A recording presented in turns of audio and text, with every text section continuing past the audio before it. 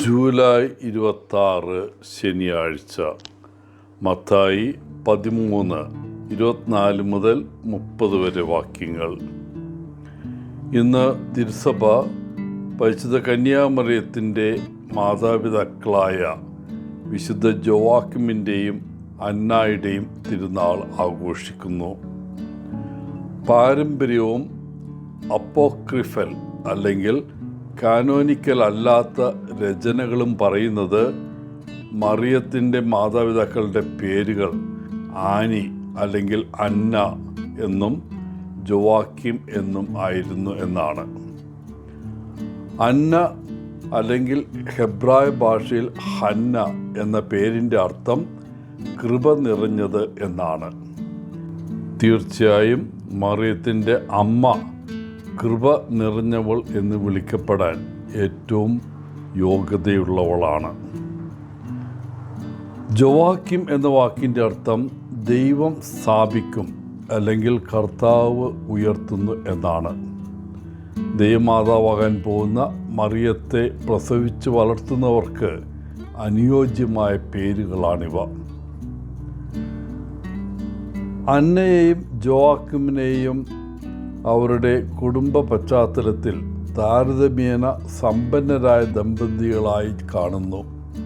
എന്നാൽ വളരെ ലളിതമായി ജീവിച്ചിരുന്നവരും ഉദാരമതികളുമായിരുന്നു. അവർ നസ്രത്തിൽ താമസിച്ചു. അവർക്ക് കുട്ടികളില്ലായിരുന്നു. ഒരു തിരുനാൾ ദിവസം ജോവാക്കിം ബലിയർപ്പിക്കാൻ ദേവാലയത്തിൽ പോയപ്പോൾ കുട്ടികളില്ലാത്ത പുരുഷന്മാർ അവിടെ പ്രവേശനത്തിന് അയോഗ്യരല്ലെന്ന് അവകാശപ്പെട്ട ഒരാൾ അദ്ദേഹത്തെ പിന്തിരിപ്പിച്ചു. ഇത് ജോവാക്കിമിന് അഗാധമായ ദുഃഖമുളവാക്കി. ഏകാന്തതയിൽ വിലപിക്കാൻ അദ്ദേഹം മലകളിലേക്ക് പിൻവാങ്ങി. അതേസമയം തൻ്റെ ഭർത്താവ് ഇത്രയും കാലം എന്താണ് വരാതിരിക്കുന്നതെന്ന് ആനി മനസ്സിലാക്കി. തൻ്റെ ദുരിതത്തിൽ വന്ധ്യതയുടെ ശാപം തന്നിൽ നിന്ന് നീക്കാൻ അവൾ കർത്താവിനോട് അപേക്ഷിച്ചു. തൻ്റെ ഭാവി കുഞ്ഞിനെ ദൈവസേവനത്തിനായി സമർപ്പിക്കുമെന്ന് പ്രതിജ്ഞയെടുത്തു. അവരുടെ പ്രാർത്ഥനകൾ ദൈവം കേട്ടു. ഒരു ദൂതൻ ഇരുവർക്കും പ്രത്യക്ഷപ്പെട്ടു. ദൂതൻ അന്നായോട് പറഞ്ഞു, കർത്താവ് നിങ്ങളുടെ കണ്ണുനീർ കണ്ടു. നീ ഗർഭം ധരിച്ച് പ്രസവിക്കും. നിന്റെ കുട്ടി മുഴുവൻ ലോകത്തിനും ഒരു അനുഗ്രഹമായിരിക്കും. ജോവാക്കിമിനും ഇതേ വാഗ്ദാനം നൽകി. തുടർന്ന് അദ്ദേഹം തൻ്റെ ഭാര്യയുടെ അടുത്തേക്ക് മടങ്ങി. അന്ന ഒരു പെൺകുട്ടിയെ പ്രസവിച്ചപ്പോൾ അവർ അവൾക്ക് മിറിയം, അതായത് മറിയ എന്ന പേരിട്ടു. ഇന്നത്തെ സുവിശേഷം വിത്തുകളെയും കളകളെയും കുറിച്ചാണ്. ഏതൊരു കർഷകനും ഇന്നത്തെ വായനയുമായി എളുപ്പത്തിൽ ബന്ധപ്പെടാൻ കഴിയും. തൻ്റെ കൃഷിയിടത്തിൽ അവൻ നല്ല വിത്തുകൾ നടുന്നു. പക്ഷേ കുറച്ച് സമയത്തിനുള്ളിൽ തൻ്റെ ചെടികളോടൊപ്പം കളകൾ വളരുമെന്ന് അവനറിയാം. നല്ല വിത്തുകൾ കളകളാൽ തിങ്ങി നെരിഞ്ഞേക്കാം.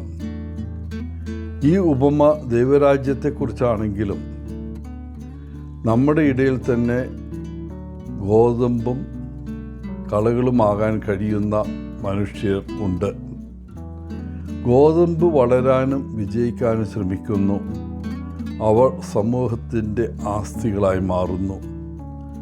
മറുവശത്ത് കളകൾ ഗോതമ്പ് വളരുന്നത് തടയാൻ പരമാവധി ശ്രമിക്കുന്നു.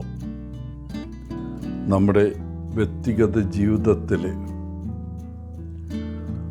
നമ്മുടെ ചിന്തകൾ, വാക്കുകൾ, പ്രവൃത്തികൾ എന്നിവ ഒന്നുകിൽ ഗോതമ്പ് വിത്തുകൾ അല്ലെങ്കിൽ കളകൾ ആകാം.